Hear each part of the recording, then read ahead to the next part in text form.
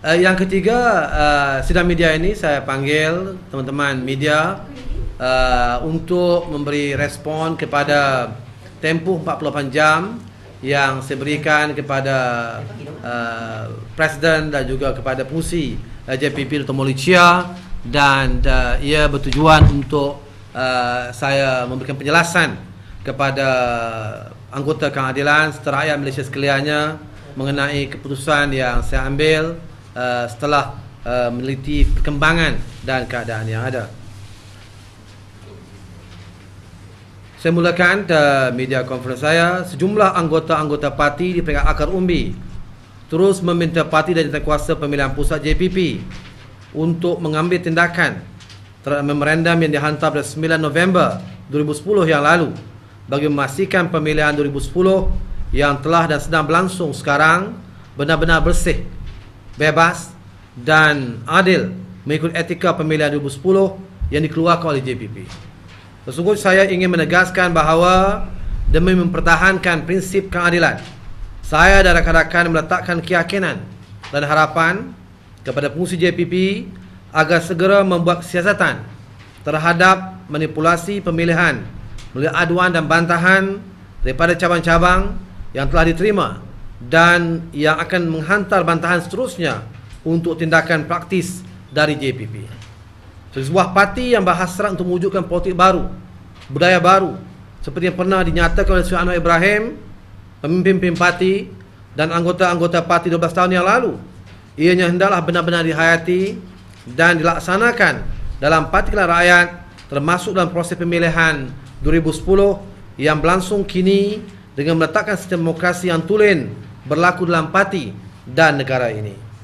Kekuatan dan prestasi Parti Keadilan Rakyat dan Pakatan Rakyat terus diintai oleh Barisan Nasional dan mereka sentiasa mencari usaha-usaha yang berterusan untuk memecah dan melemahkan parti kita dari semasa ke semasa. Saya ingin mengingatkan anggota dan penyokong keadilan dan Pakatan Rakyat supaya jangan terpengaruh dengan manipulasi sebahagian media tertentu yang sentiasa mencari jalan untuk terus menjatuh kredibiliti pemimpin rakyat, iaitu Anwar Ibrahim. Saya sebagai Naib Presiden Keadilan ingin menegaskan bahawa jasa sumbangan dan kesan Anwar Ibrahim terhadap politik negara ini sangat besar, khususnya menggerakkan perubahan rakyat sehingga berlakunya tsunami politik 2008 yang lalu. Keupayaan beliau memperjuangkan isu penyelewengan pemerintahan dan penyedaran rakyat terhadap perubahan kepimpinan negara amat diperlukan oleh keadilan dan Pakatan Rakyat di dalam negara ini.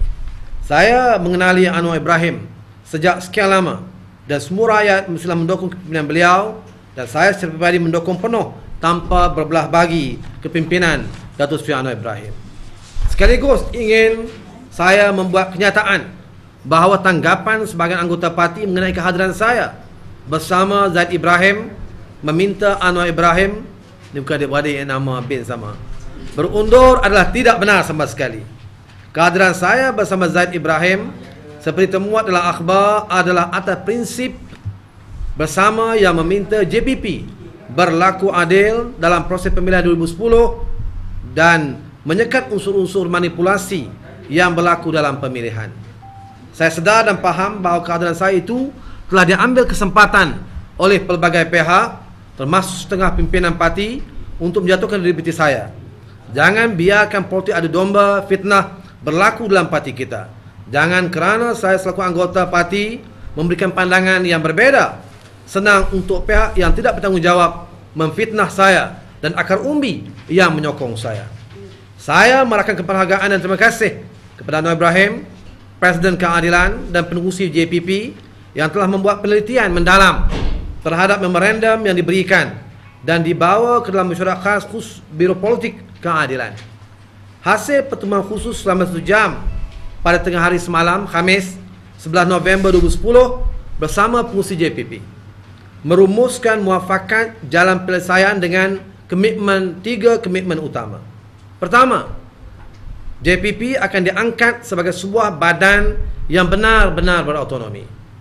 Kedua, sebuah panel pemantau pakar akan diwujudkan bagi memantau tahap ketulusan dan integriti JPP dalam pemilihan 2010. Ketiga, melaksanakan tindakan-tindakan berdasarkan cadangan-cadangan yang dibuat di dalam memorandum, terutamanya mengenai pengendalian aduan-aduan dan bantahan-bantahan yang telah dikemukakan sama ada di peringkat pemilihan cabang maupun pusat bagi membaiki kesilapan lalu.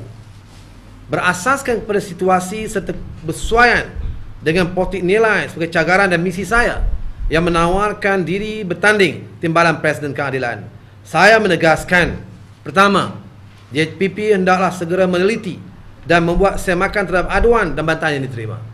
Kedua, JPP hendaklah menjalankan siasatan terhadap ketidakadilan, ketidaktelusan yang berlaku sejak pemilihan ATC dan pemilihan MPP kini.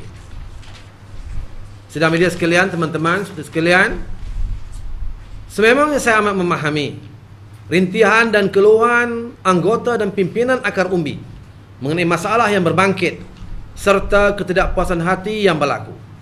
Lantas, mau memboikot atau menarik diri dari proses pemilihan atau mohon menangguhkan pemilihan 2010. Namun, demi kepentingan parti dan perjuangan, jika pemilihan 2010 tetap diteruskan, saya akan kekal bertanding bagi jawatan Timbalan Presiden walaupun di dalam protes. Tindakan ini juga sebagai menghormati pandangan dan keyakinan anggota-anggota di peringkat akar umbi yang menginginkan saya terus bertanding bagi Timbalan Presiden Keadilan. Saya dengan penuh komitmen mengajak semua anggota parti bersama dengan saya mempertahankan survival dan maruah parti. Sesungguhnya saya merayu kepada semua anggota parti yang mengundi nanti supaya memberikan saya peluang untuk memenuhi harapan rakyat ini. Sekiranya saya diberi peluang, saya akan melaksanakan polisi rakyat dalam parti dengan mengangkat semula suara rakyat akar umbi, anggota parti dan golongan reformis sebagai suara utama parti. Saya juga akan memastikan kelangsungan politik nilai dalam parti seperti sederhana, toleransi, kasih sayang serta menolak politik fitnah dan politik wang dalam parti. Dan keadilan adalah tuntutan rakyat dan seluruh anggota parti. Terima kasih.